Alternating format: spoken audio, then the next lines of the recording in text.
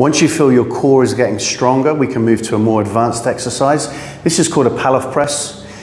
As you can see, we've got the band attached to an attachment on the wall. You can use the banister, you can use the door handle. We're looking to stand back from the attachment point, keeping the hands in towards the chest, tummy tight, bottom squeezed nice and tight, and shoulders pulled backwards. We're going to press the band outwards and hold for 2 to 3 seconds. We're trying to keep the core tight. That band should be trying to pull you towards the wall. This is an anti-rotation exercise. So we're using the deep core muscles, the bottom muscles, and the obliques. If you want to make it harder, you just step further away from the attachment point.